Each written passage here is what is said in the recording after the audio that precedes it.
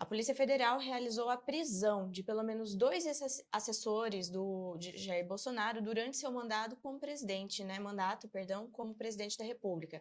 Felipe Martins, ex-assessor para assuntos internacionais da presidência, foi um dos detidos. Nós temos que entender, a primeira coisa que nós precisamos entender é que essa operação se dá no âmbito do inquérito das milícias digitais, que é um inquérito ilegal.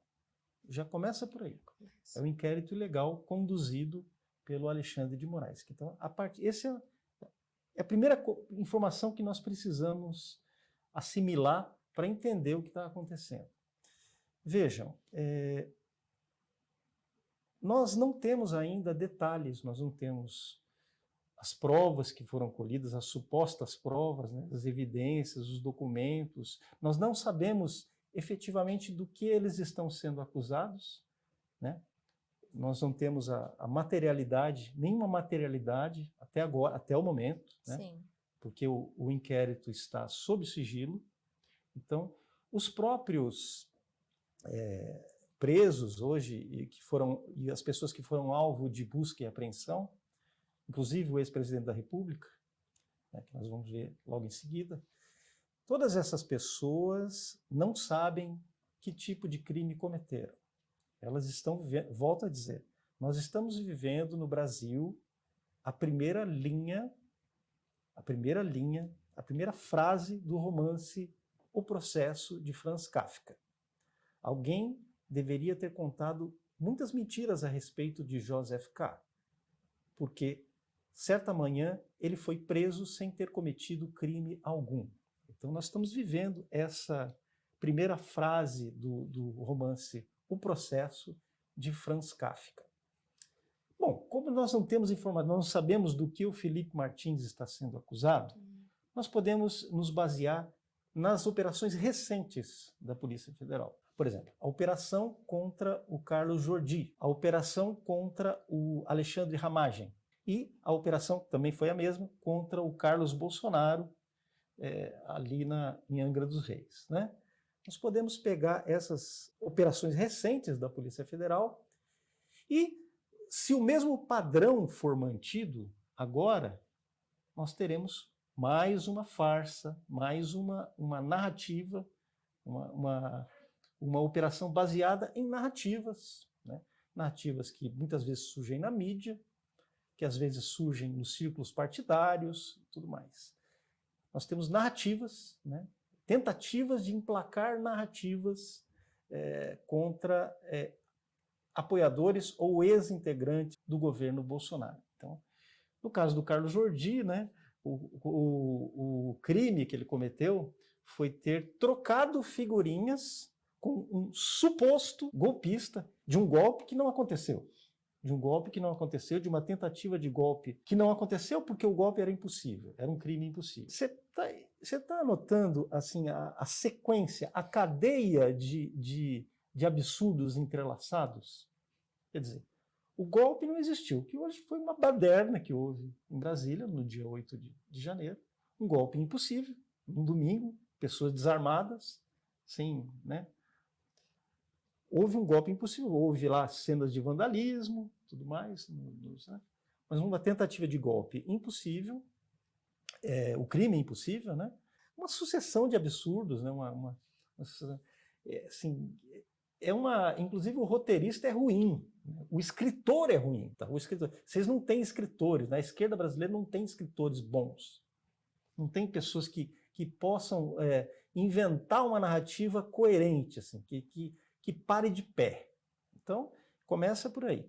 O Carlos Bolsonaro é a mesma coisa. Disseram que ele tinha fugido de lancha, ele e o Bolsonaro tinham fugido de jet ski, fugido de lancha, estão lá eles congratulando, assim, recebendo lá cordialmente o pessoal da PF. Né? Aí disseram que havia sido encontrado um computador da ABIN dentro da casa do Carlos Bolsonaro, ou do gabinete do Carlos Bolsonaro. Né? Isso aí a Daniela Lima falou lá no ar, disse uma coisa, ela deve ter recebido, porque ela é uma assessora de imprensa, então ela recebe as ordens, né, os releases, que são as mensagens dos ministros e assessores do governo, ela leu lá que um computador da BIM tinha sido encontrado na casa do Carlos Bolsonaro e não foi encontrado nada. Então, se você toma essas recentes operações, eu quero que vocês entendam só o seguinte: se nós formos analisar qual é a possibilidade, qual é o campo das possibilidades nesse caso, né, do Felipe Martins, do que ele pode estar sendo acusado? Meus amigos, eu diria que provavelmente, estou me baseando nas coisas que aconteceram nos últimos dias. Provavelmente, eu estou sendo prudente aqui, hein? Eu não sei o que eles vão encontrar lá, não sei o que eles vão falar hoje, mas com base no que aconteceu nas últimas semanas, muito provavelmente é frágil, são frágeis as acusações contra o Felipe Martins. É uma hipótese, estou pensando apenas nisso, tá? E eu me baseio também naquilo que aconteceu com o próprio Felipe Martins. Felipe Martins, não sei se vocês lembram, ele foi processado, ele sofreu uma ação, porque ele, teoricamente, durante lá uma audiência do presidente do Senado, lá o Pachequinho, ele teria feito um gesto. Eu nem vou reproduzir o gesto aqui, porque senão o pessoal pode pegar o print do meu gesto e dizer que eu estou fazendo um gesto supremacista também, né? Que é aquele gesto do ok, tá? Que você une o indicador ao polegar. Aí ele respondeu ao processo, foi inocentado, mas voltaram com você, porque contra o sujeito que é conservador, como Felipe Martins, os processos não têm fim. Eles não têm fim. Ele pode ser inocentado, pode dizer, não tem prova nenhuma de que ele fez isso, tá? Mas o Felipe Martins, ajeitando a gravata, né? Ele, que inclusive é judeu, tá? O Felipe Martins, que é judeu, o Felipe Martins, um intelectual brilhante, um dos intelectuais mais preparados do nosso país, formado, né, na escola do Olavo de Carvalho, e daí você já entende por que ele é tão perseguido. Esse processo aí da gravata, ele acabou isolando o Felipe Martins. Felipe Martins, meus amigos, entenda uma coisa. Felipe Martins era odiado pelos militares que cercavam o Bolsonaro. Odiado, porque o presidente Bolsonaro, no começo do governo, dava ouvidos ao Felipe Martins, as coisas que ele falava, né? E teve grandes sucessos diplomáticos, inclusive, que em grande parte a gente tem que atribuir a essa influência positiva do Felipe Martins, né? E vejam, os militares odiavam então aproveitaram esse processo para isolar. O Felipe Martins, meus amigos, estava há mais de um ano, quando ele chegou, ele estava há mais de um ano sem falar com o presidente Bolsonaro. Eles colocaram o Felipe Martins numa salinha isolada, tá, do Palácio do Planalto, tá, e não deixavam o Felipe Martins falar com o Bolsonaro. Ele não tinha nem contato com o presidente, nada, absolutamente nada, ficava isolado ali. Essa é a informação que eu tenho, tá? Sim, de dentro do palácio. Então, essa era a situação do Felipe Martins. E foi pego aqui em Ponta Grossa, né, no Paraná. Eu acho que o Felipe ele deveria ter feito como a Ludmilla e como o Alan dos Santos. Ele deveria ter saído do país, porque o regime é implacável. Entendeu? O regime vai perseguir toda a direita. O regime não vai descansar enquanto não eliminar completamente a direita brasileira. Estou falando da verdadeira direita, não da direita permitida, não da direita que fica de sorrisinhos com o ditador. Tá? A direita que fica de sorrisinhos com o ditador, que cumprimenta o ditador, sabe? Que dá a mão para o sujeito que lidera o regime que matou o Clesão, tá?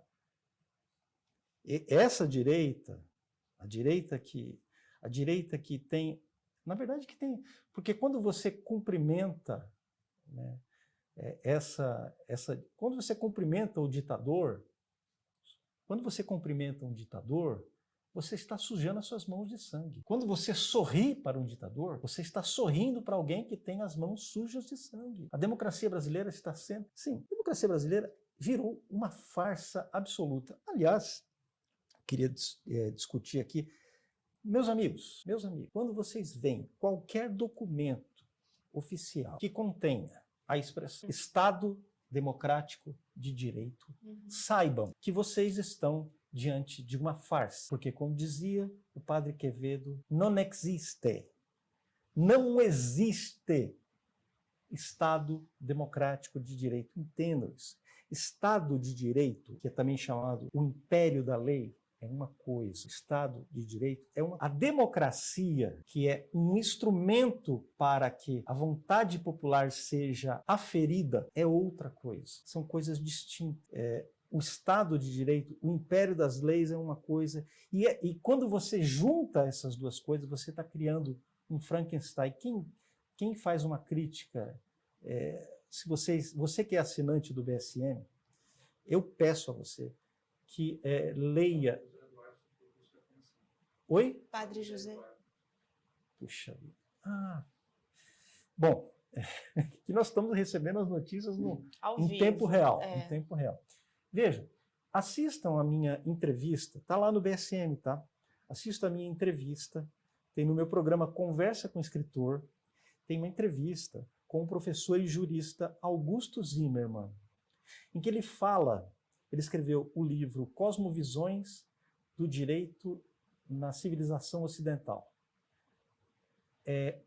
Nesse livro ele fala bastante sobre isso, mas na entrevista ele detalha essa questão da expressão Estado Democrático de Direito e mostra por que qualquer ação do Estado contra as pessoas que utilize essa expressão é uma farsa. Estado Democrático de Direito, tá? Essa expressão Estado Democrático de Direito representa... Quando você encontrar essa expressão, saiba que você está diante de uma farsa. Eles vão utilizar essa expressão para destruir toda a direita e todo o conservadorismo brasileiro. E estão fazendo isso. E vão fazer isso com todas as lideranças de direita. Acabamos de receber aqui a notícia, tá, de que até o nosso querido padre José Eduardo, recebeu nessa mesma operação, recebeu a Polícia Federal na sua casa para uma operação de busca e apreensão, na casa de um padre católico. O que é que o padre José Eduardo pode ter a ver com essa tentativa de golpe de Estado, esse crime impossível do 8 de janeiro? Então aí eu me lembro da Nicarágua, né? Eu me lembro do que está acontecendo na Nicarágua agora, temos até uma notícia sobre a Nicarágua hoje. E eu vou mais longe que vocês. A frase do Orwell. Aqueles que apoiam esse tipo de método totalitário, eles não sabem, mas eles vão ser vítimas desse método totalitário cedo ou tarde. Cedo ou tarde. Então, agora falaram que o presidente do PL, o Valdemar Costa Neto, também foi preso. Mas não por esses mandados, né? Veja, foi preso por porte, porque a Polícia Federal deve ter entrado na casa dele, e aí localizou lá uma arma que estava sem registro. Isso, não é dentro dessa operação de hoje. Mas ele foi alvo dessa operação. Por portar ilegalmente armas que ele foi preso. Então, foi preso também. Qual é o objetivo disso? O objetivo é destruir completamente. Esqueçam essa história de eleições municipais. Eles querem destruir completamente o PL, que é o partido que hoje representa a herança do Bolsonaro. Que tem as pessoas que participaram de alguma forma, que apoiaram de alguma forma o governo Bolsonaro e que representam 60 milhões de brasileiros. Isso utilizando os dados do infalível TSE, né? Então, pelas urnas infalíveis e sagradas do TSE, 60 milhões de pessoas votaram no Bolsonaro, apoiaram o Bolsonaro, elegeram aquela bancada grande do PL, né? De senadores e deputados do PL. Né? Vejam, essas pessoas estão na mira também. Estão na mira. Cedo ou tarde. Eu não duvido nada de que o próximo passo seja confiscar o fundo partidário. Confiscar o fundo partidário. E confiscando o fundo partidário, impossibilitar qualquer tipo de candidatura da direita nas próximas eleições municipais. Teremos, então, no Brasil, em 2024, aquelas eleições que nós já esperávamos que fossem as mais sujas da história do Brasil, elas vão ser simplesmente também as mais farsescas da história do Brasil. Eleições como, eu sempre falo isso, as pessoas se enganam ao achar que nos regimes totalitários, regimes comunistas, por exemplo, no leste europeu, na Rússia, na China, em Cuba, todos esses países têm eleição. Tem ou tinham eleição durante os regimes totalitários. Todos esses. Comunista adora eleição. É uma coisa que as pessoas não lembram. Comunista gosta muito de dinheiro e gosta muito de eleição. Mas ele gosta de eleição que ele controla. Em que ele, o Partido Comunista, define quem é candidato, quem pode ser candidato, né, quem pode estar... Sendo assim, e quem conta os votos também, né? Eles têm que contar os votos também.